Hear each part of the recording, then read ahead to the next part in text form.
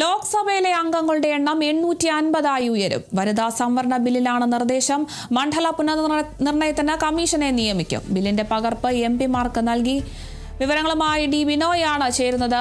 ബിനോയ്, ഇപ്പോൾ ലോക്സഭയിലെ അംഗങ്ങളുടെ എണ്ണം 850 ഉയർത്തുമെന്നാണ് ഇപ്പോൾ വനിതാ സംവരണ ബില്ലിലെ പ്രധാന നിർദ്ദേശം. അതുപോലെ തന്നെ മണ്ഡല പുനർനിർണയത്തിനുമൊക്കെ കമ്മീഷനെ നിയമിക്കുമെന്നാണ് ഇപ്പോൾ നിർദ്ദേശങ്ങൾ വരുന്നത്. മറ്റെന്തൊക്കെ നിർദ്ദേശങ്ങളാണ് ഈ ഒരു വനിതാ സംവരണ ബില്ലിൽ ഉയർത്തിയിരിക്കുന്നത്? വിവരങ്ങൾ എങ്ങനെയാണ്?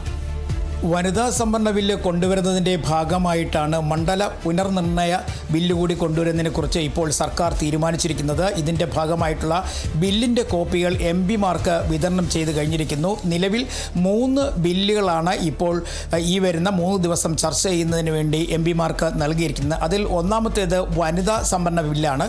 ഈ വനിതാ സംവരണ ബില്ല് കൂടി വരുന്നതനുസരിച്ച് സീറ്റുകളുടെ എണ്ണം ലോക്സഭയിൽ വർദ്ധിക്കും. നേരത്തെ വിചാരിച്ചിരുന്നത് വനിതാ സംവരണം നിലവിലെ 540 സീറ്റുകളിൽ നിന്ന് വനിതകൾക്ക് സംവരണം ഏർപ്പെടുത്തും എന്നുള്ളതായിരുന്നു. എന്നാൽ അതിൽ നിന്നെല്ലാം മാറ്റം വരുത്തിക്കൊണ്ട് മണ്ഡലങ്ങൾ പുനർനിർണയം നടത്തിക്കൊണ്ട് വനിതാ സംവരണ ബില്ല് നടപ്പിലാക്കുന്നതിനെക്കുറിച്ചാണ് ഇപ്പോൾ സർക്കാർ ആലോചിക്കുന്നത്. ഇതിൻ്റെ ഭാഗമായിട്ട് സീറ്റുകളുടെ എണ്ണം 850 ഉയരും. 815 വിവിധ സംസ്ഥാനങ്ങളുടെ പാർലമെൻറ്റുകളിൽ നിന്നും 35 കേന്ദ്രഭരണ പ്രദേശങ്ങളിൽ നിന്നും ആണ് ഇപ്പോൾ തീരുമാനത്തിൽ ആയിരിക്കുന്നത്. അതിൻ്റെ അർത്ഥം മണ്ഡല പുനർനിർണയത്തിലൂടെ സീറ്റുകളുടെ എണ്ണം വർദ്ധിപ്പിച്ചുകൊണ്ട് വനിതാ സംവരണം നടപ്പിലാക്കാനാണ് ഇപ്പോൾ സർക്കാർ ആലോചിക്കുന്നത്. ഇതുമായി ബന്ധപ്പെട്ട് ഒരു കമ്മീഷനെ ചുമതലപ്പെടുത്താനും തീരുമാനിച്ചിട്ടുണ്ട്. സുപ്രീം കോടതി ജഡ്ജി ആയിരിക്കും ഈ കമ്മീഷൻ. 3 അംഗങ്ങളുള്ള കമ്മീഷനെ ആയിരിക്കും ചുമതലപ്പെടുത്തുക. ഇതുമായി ബന്ധപ്പെട്ട ബില്ലുകളും അങ്ങനെ 3 ബില്ലുകളാണ് ഈ ലോക്സഭാ സമ്മേളനത്തിൽ എത്തുക എന്നുള്ളതാണ് ഇപ്പോൾ നമുക്ക് മനസ്സിലാക്കാൻ കഴിയുന്നത്. ഇതിൽ കോൺഗ്രസ് ഉൾപ്പെടെയുള്ള UPA കക്ഷികൾ അല്ലെങ്കിൽ ഇന്ത്യ സഖ്യത്തിൽ വലിയ തരത്തിലുള്ള വിയോജിപ്പ് അറിയിച്ചു കഴിഞ്ഞിരിക്കുന്നു. 2027 സെൻസസ് പ്രകാരമുള്ള മണ്ഡല പുനർനിർണയമാണ് അനിവാര്യം. അതിനപ്പുറത്തേക്കൊരു മണ്ഡല പുനർനിർണയവുമായി ബന്ധപ്പെട്ട് മുന്നോട്ട് പോകുന്നതിനുള്ള വിയോജിപ്പാണ് ഇപ്പോൾ കോൺഗ്രസ് ഉൾപ്പെടെയുള്ള സഖ്യകക്ഷികൾ അറിയിച്ചിരിക്കുന്നത്. ഒപ്പം ഈ DMKയും വലിയ തരത്തിൽ ഒരു വിയോജിപ്പ് അവരുടെ സംസ്ഥാന തലത്തിൽ തന്നെ അറിയിച്ചു കഴിഞ്ഞിരിക്കുകയാണ്. നേരത്തെ ഉണ്ടായിരുന്നതിന് വളരെ വ്യത്യസ്തമായ ഒരു നീക്കത്തിലേക്ക് കേന്ദ്ര സർക്കാർ കടക്കുന്നു എന്നുള്ളതാണ് നമുക്ക് മനസ്സിലാക്കാൻ കഴിയുന്നത്.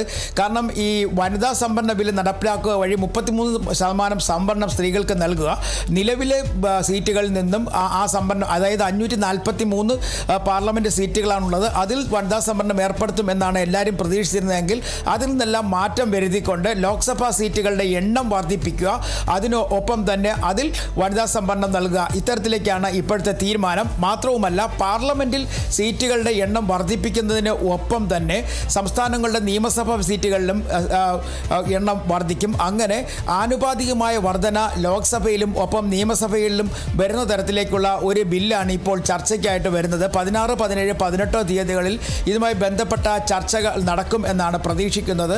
നാളെ പ്രതിപക്ഷ കക്ഷികളുടെ ഒരു യോഗം മല്ലികാർജ്ജുൻ ഖാർഗെ വിളിച്ചു ചേർത്തിട്ടുണ്ട്.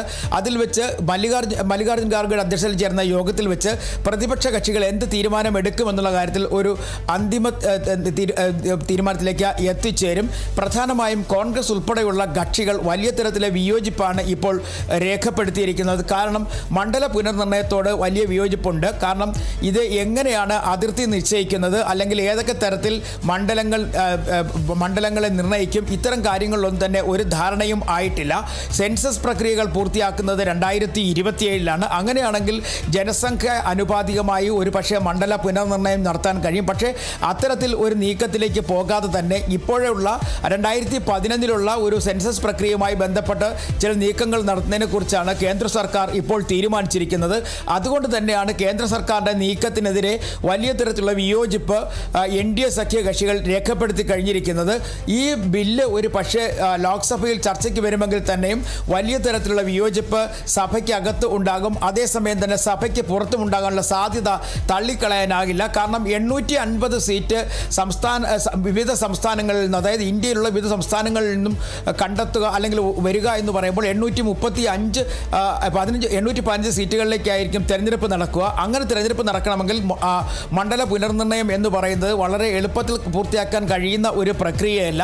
ഇതിന് ഏതെങ്കിലും തരത്തിലുള്ള ഒരു മാനദണ്ഡത്തിലേക്ക് എത്തിച്ചേരണം. നിലവിൽ ഒരു മാനദണ്ഡവുമില്ലാതെ സീറ്റുകളുടെ എണ്ണം വർദ്ധിപ്പിക്കുന്നതിനെ കുറിച്ചാണ് ഇപ്പോൾ കേന്ദ്ര സർക്കാർ തീരുമാനം എടുത്തിരിക്കുന്നത്. അതിനോടാണ് കോൺഗ്രസിനുള്ള ഒരു വലിയ വിയോജിപ്പുള്ളത്. ഇത് വലിയ തരത്തിലുള്ള ഒരു രാഷ്ട്രീയ ചർച്ചയെ മാറാനുള്ള സാധ്യത തള്ളിക്കളയാനാകില്ല. കാരണം വനിതാ സംവരണ ബില്ലിനെ കോൺഗ്രസ് എതിർക്കുന്നില്ല. കാരണം 33% സംവരണം സ്ത്രീകൾക്ക് നൽകണം നൽകണം എന്ന നിലപാടിൽ തന്നെ കോൺഗ്രസും ഉറച്ചു നിൽക്കുന്നു. കോൺഗ്രസിന്റെ നയവും അതുതന്നെയാണ്. വനിതകൾക്ക് പരമാവധി സീറ്റ് നൽകുക, അവരെ മുഖ്യധാരയിലേക്ക് കൊണ്ടുവരിക എന്നുള്ളതാണ് അവരുടെ ലക്ഷ്യവും. അതുകൊണ്ട് തന്നെ ആ ബില്ലിനെ എതിർക്കുന്നില്ല. പക്ഷേ ആ ബില്ലിന്റെ മറവിൽ മണ്ഡല പുനർനിർണയം എന്നതിലേക്ക് എത്തുമ്പോഴേക്കാണ് അതിലൊളിഞ്ഞിരിക്കുന്ന മറ്റു ചില ബുദ്ധികൾ കൂടിയുണ്ട് എന്നുള്ളത് കോൺഗ്രസിന്റെ ഒരു കോൺഗ്രസ് ഇപ്പോൾ ചിന്തിക്കുന്നത്. അതുകൊണ്ട് തന്നെയാണ് കോൺഗ്രസ് ഈ മണ്ഡല പുനർനിർണയത്തിനെ വലിയ തരത്തിൽ എതിർക്കാൻ തീരുമാനിച്ചിരിക്കുന്നത്.